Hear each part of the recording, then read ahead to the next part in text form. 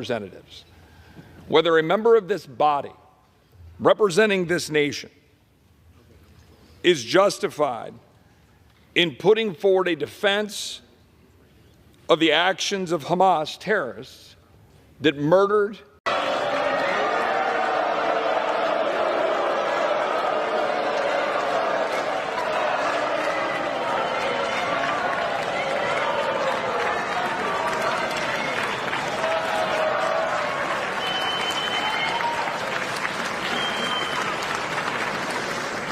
Thank you very much. Mr. Chair, do you know what it's like to fear rising hate crimes, to know how Islamophobia and anti-Semitism makes us all less safe, and worry that your own child might suffer the horrors that 6-year-old Wadia did in Illinois? I can't believe I have to say this, but Palestinian people are not disposable.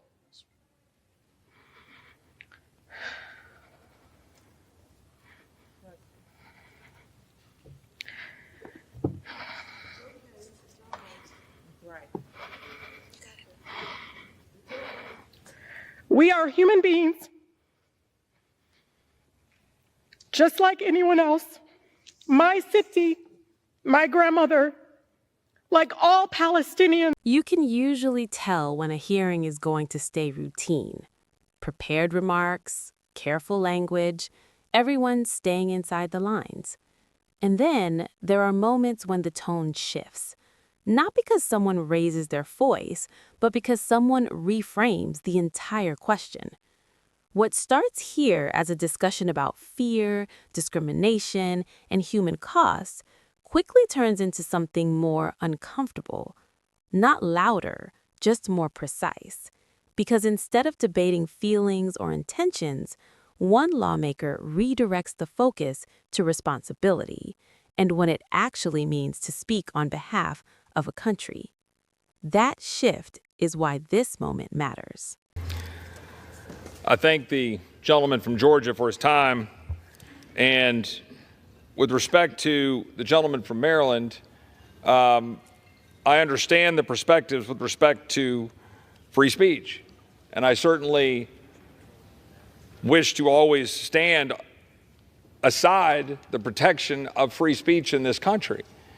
But this goes well beyond that, because we're not talking about restraining the gentleladies from Michigan's ability to speak as an American citizen. We're not talking about punishing her, putting her in jail. What we're talking about is whether a member of the United States House of Representatives, whether a member of this body representing this nation is justified in putting forward a defense of the actions of Hamas terrorists that murdered innocent Israeli citizens, is holding United States citizens and Israelis hostage,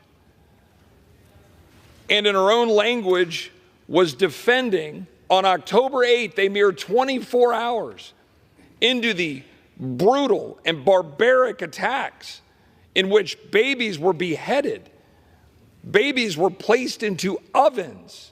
Literally, moms were raped in a house while their babies were put in an oven. A documented account, video evidence. And this is dismissed as resistance to an apartheid state. My problem is that the gentlelady is also referring to, quote, Joe Biden supporting the genocide of the Palestinian people.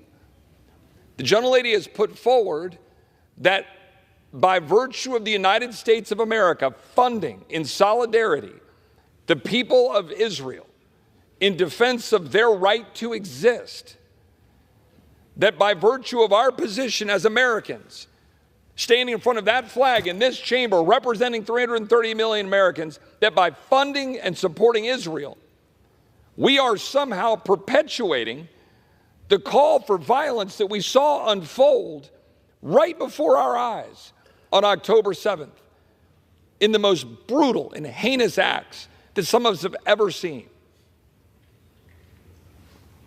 I do not doubt the gentlelady's sincerity of her concern for her home people and concerns about the attacks on the people of Gaza. I had some people who called into question that I would put out my public support for my former colleague, Justin Amash, who lost cousins in a church, receiving missile fire into a building next to a church. I genuinely pray for the people of Israel, the people of Gaza, the people throughout the world that are now dealing with all of this.